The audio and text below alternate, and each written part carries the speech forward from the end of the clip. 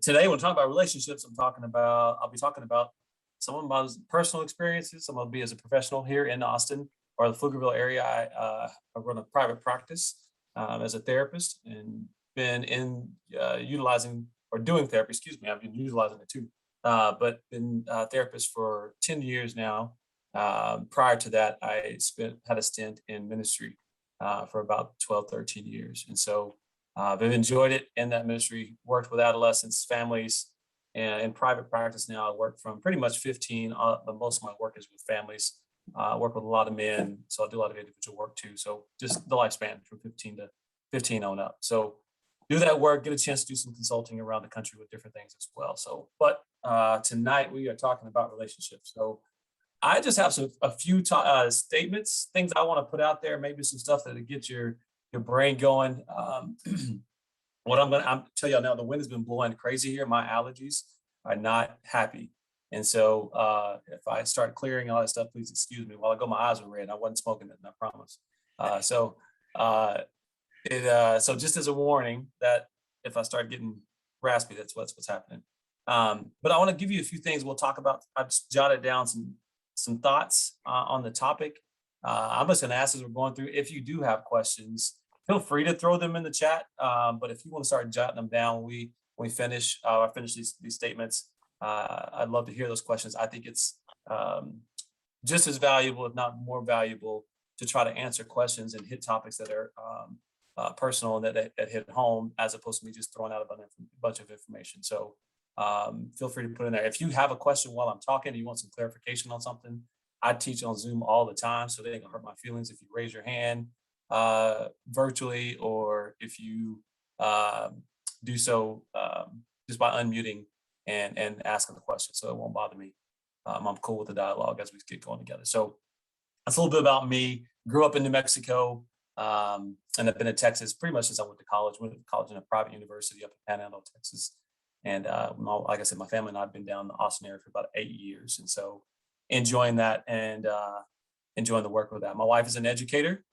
She's been an educator for about 23 years now, I think. And so we've got a few years in life of dealing with each other together. So relationships. I think the foundation to a long-lasting relationship, a foundation to trying to figure out what a healthy relationship looks like, is knowing who you are as an individual. If you don't know who you are as an individual and having a foundation for who you are that's a solid, strong foundation, it is extremely hard to try to now match yourself with someone else in a relationship, because you have multiple things that may happen. You might walk into a relationship expecting that other person to complete you, or to take care of you, or to show you how good of a man you are, or take care of you, any of those things. And when it doesn't happen, it's now their fault, and you're going to bump onto another relationship. Foundation for who you are, that when things get difficult, you have something to fall back onto. But most importantly, I think the reason why you have to have that foundation for who you are is you need to know what you're looking for. So you think about in relationships, if I'm solid about my faith, I'm solid about my career, I know kind of what I want to do, who I am as an individual, I know what I'm looking for. I know that I'm not going to settle for a standard that's not on that same level. So how do you sustain a relationship? Is two individuals coming together, having a strong foundation about who they are and what life they're going to build together, and walk through that. The other part of that is a constant growth, constant understanding. I've been married for 20 years and feel like if anybody knows me in the world, my wife does. And if I know her, I feel like I know her well too, but there's still stuff that I'm still learning about her, because we're constantly trying to figure each other out. And we can get in a rush just like anybody. But being able to learning new things about her, new ways to connect, it's a constant growth process. But I can't do that with her if I'm not doing it on my own. If I'm not pursuing ways of improving as a man, improving my knowledge, my self-care and taking care of myself, being healthy, how do I expect that to happen in a relationship?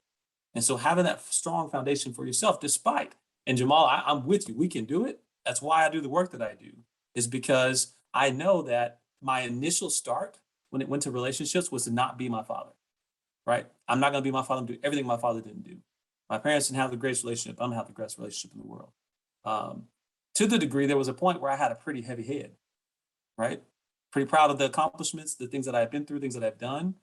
And as a therapist, I would have men that would come in my office, and because my dad was such a womanizer, I told myself, I ain't never doing that. I ain't ever going to be sleeping around my wife. I ain't going to never do da. And I would have a very judgmental mentality towards men that did that, because look at what I've done and look what I've accomplished until I was now that man, right? And making a decision that has put me before, oh, wait, maybe I do have some of those traits and not as who I thought I was. And so having to come back and reevaluate my own life and who I am, what my foundation is, so that I can grow with this woman that I feel the Lord has put in my life.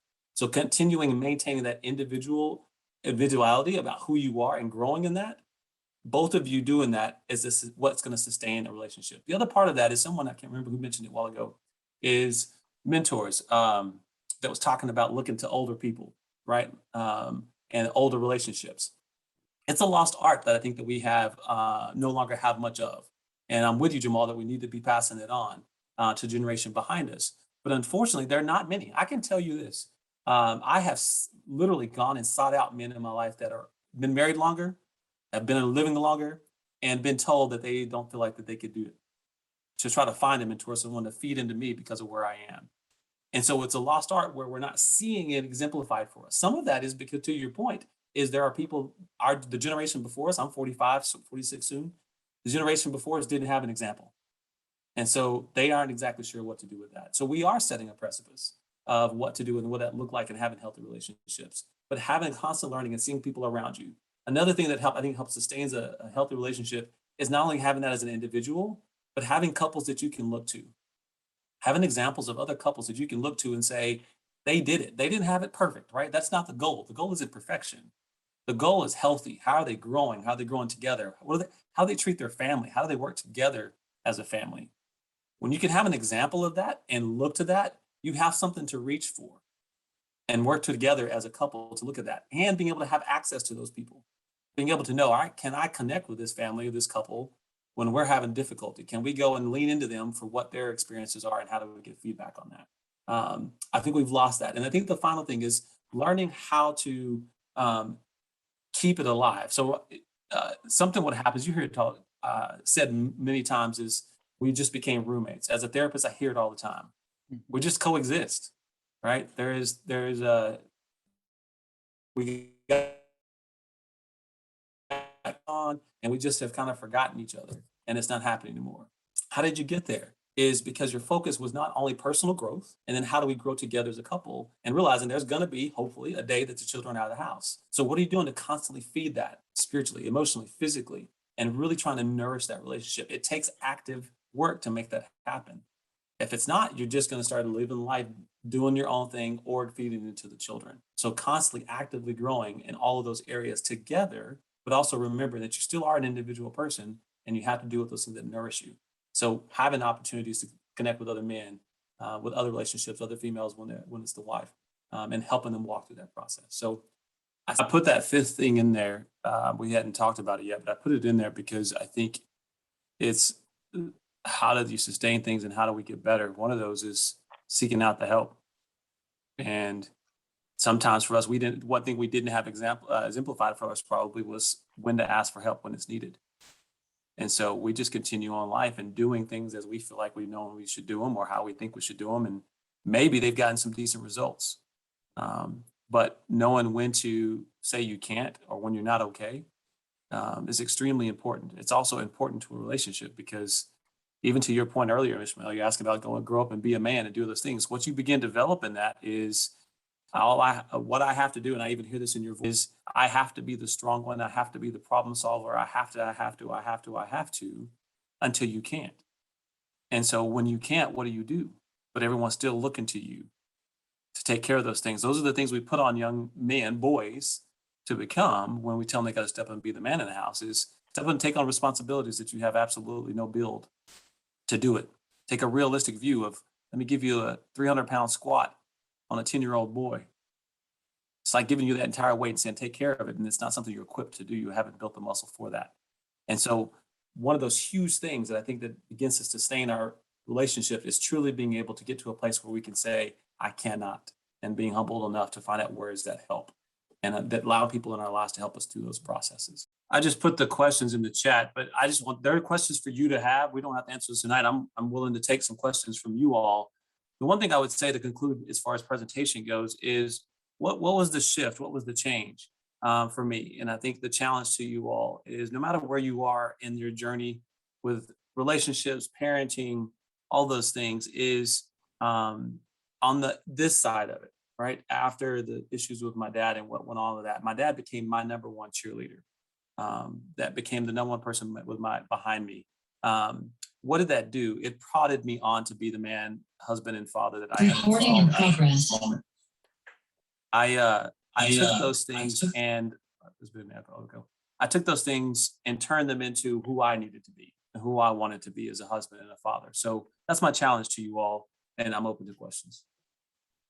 Thank you so much, Michael. I mean, you wrapped it up in such a beautiful package for us that we can focus on. And I like how you covered, we have to continue to get to know ourselves. We have to continue our journey of healing.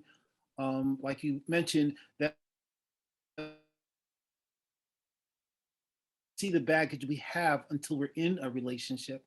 And we have, you just gave us, such words of wisdom to have the courage to continue to grow, continue to learn ourselves, to learn the person that we're in a relationship with.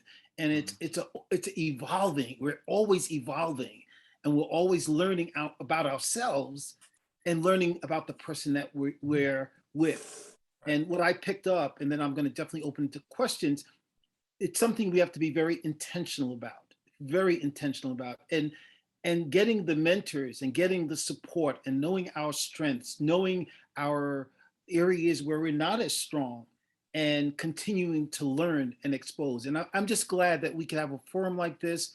I mean, every Thursday, I just love to come with my brothers and we could just have these conversations. We're just taking another step in our journey of healing, of empowering each other, and changing the narrative. Yeah. And that's so powerful. So thank you very much, Michael.